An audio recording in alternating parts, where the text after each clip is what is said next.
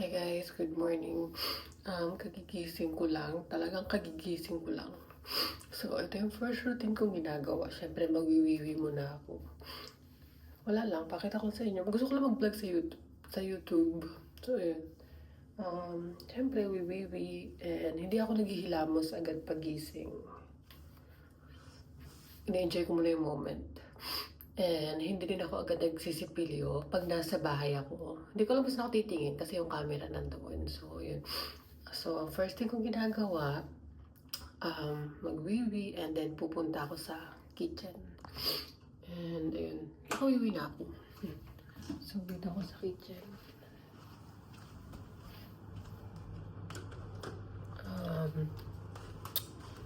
Nag-iisip ako agad ng tawag dito ng lulutuin. Tahimik sa bahay kasi tulog pa yung mga anak ko. So, ayun. Ano pa ba? Linis agad yung nasa unang naiisip ko. So, since yung husband ko ay... Teka lang guys. So, since yung husband ko ay magla-lunch, magtawag dito, magpapalambot ako ng manok.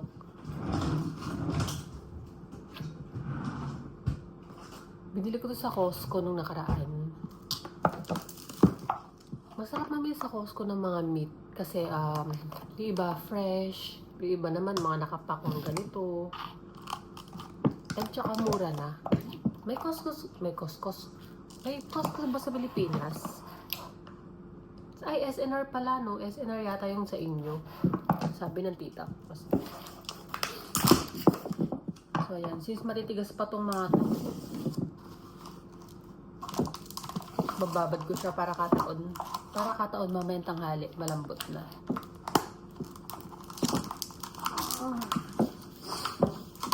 So, ganito lang yung buhay ko araw-araw, mga auntie. Hindi ko siya kakat, 10 minutes to. Ay, kabayo.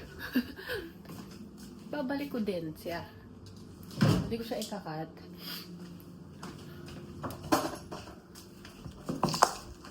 So, ayun. Try natin sa YouTube.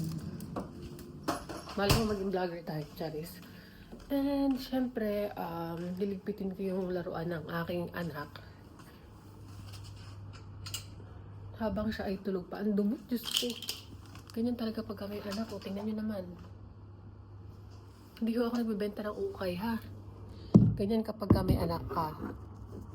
Patong natin dyan. Sobrang kalat. Tapos, ilang beses mo siyang lilinisin. Pero okay lang daw yun.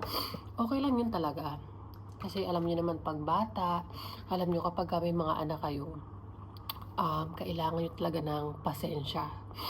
Like, sobrang pasensya. Kasi, hindi nila alam yung ginagawa nila. Kahit paulit-ulit mo silang sabihan na, linisin mo yan. Clean your toys. Maya't maya, ibabato pa rin dyan para laruin nila. And okay lang yun kasi bata sila nag-i-enjoy. Hindi pa nila alam yung mga salita natin. Kaya kapag magiging nanay kayo o magulang kayo, mahabang pasensya ang kailangan ninyo. Minsan nakakatimpi din. Oo, like, sobrang nakakatimpi. Gusto mong paluin. Napapalo minsan, pero hindi palong naranasan ko kasi yung palo na akala mo wala talagang pagmamahal yung tao sa akin. Nung bata ako, naranasan ko mayat kurot, ganun. Gusto ko lang naman maglaro with my friends. Pero pag uwi ko, papauwiin ako tapos kukurutin, lalamugin. Iba yung lamog. Iba yung lamog na iba yung palo ng pagmamahal. So, ayun. Napapalo ko sa puwet, minsan sa diaper lang. Pero depende kasi sa tao yan, no? May mga magulang kasi na talagang sobrang tawag dito, mapanakit ng mga anak. Pero ako kasi hindi naman. Pag lang ayaw makinig, kasi kailangan talaga ng bata makinig sila, matuto sila makinig. Hindi tayo ang makikinig sa kanila kung hindi sila. Pero syempre, bibigyan nyo rin ng chance yung mga anak ninyong magsalita sa inyo, no? May damdamin din naman yun. Ay, dami. Hindi ko alam kung paano umpisahan to. So, ayun na nga. Mag-start ako mag-YouTube. Malay nyo naman. At saka hilig ko rin naman to mga auntie. And, ayun nga. Sabi nga ng iba, paano mo napagsasabay yung pagbibideo? Paano mo nasasabay yung mga pagbablog-vlog na ganyan? Eh, may anak ka na. 2 pa. Nagluluto pa ako. Para sa akin naman, saglit lang naman, hindi naman ako nakatutok sa computer. Ay, hindi naman ako nakatutok sa cellphone. Napapakain ko sila, napapatete ko yung maliit ko. Ito na yung kumaga pinaka-me time ko. So, kaya may time ako magkaroon ng ganito, mag-video-video, no? Yun nga, gusto ko mag-thank you sa inyo kasi kahit pa paano, na-interesado kayo sa mga videos ko, no? Especially sa mga Japan. Marami nagtatanong kung paano nga ba ako nakapunta dito sa Japan. So, nung bata ako, alam ko 13 years old yon, nag-travel lang ako dito. Ang in-apply lang sa akin ay travel visa lang ng 3 buwan or 90 days. And then, na-approve ako noon. Na-approve ako ng 90 days. And then, nag-try sila na ayusin yung papers ko dito sa Japan. Yung ina ko, tsaka yung stepfather ko. Kasi stepfather ko ay Japanese. Which is yun yung father ng aking kapatid. So, hindi ako na-approvehan. Hinihingal ako. Hindi ako na-approvehan ng another visa. Ewan ko kung in-apply nila, pero hindi ako na-approvehan nun. Habang nandito ako sa Japan, nagtapunta sila dun sa may lawyer. So, hindi ako na-approvehan. And then sabi, kailangan ko daw munang umuwi. Hindi yata na-extend. Pero ewan ko kung ano ginagawa nila. So, ayun nga, kailangan ko daw umuwi muna sa Pilipinas. So, umuwi ako ulit sa Pilipinas ng ilang buwan lang yata. And then, parang nagpasko lang yata ako doon, ganun. Tapos, ay, nakalimutan ko na. Basta umuwi ako doon. After ng 3 months ko or 90 days.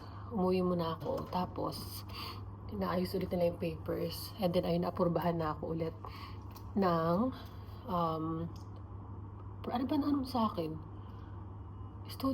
Student visa ba? Nakalimutan ko na kasi sobrang tagal na. And 14 years old pa lang ako nung time na yun, no? So, ayun, kaya ako napunta dito kasi inasikaso nila yung papers ko. At putang loob ko naman sa mga taong gumawa nun sa akin kasi kung hindi dahil sa kanila wala ako dito, no? So, ayun. And then, pumasok muna ako sa Kumon. Yung Kumon, yun yung parang sa school na ikaw ay, not school, like parang tutor lang. Paano ba siya explain? Yung mga may iba't ibang language. May English, ganon. Siyempre, since ako ay Filipino, may Filipino rin yata dun. Since ako ay Filipino, ang kinuha ko siyempre ay Japanese and English. So, doon ako nag-start mag-aral ng hiragana and then katakana. Tapos, hindi rin ako sanay mag-Japanese nung napunta ako sa Japan.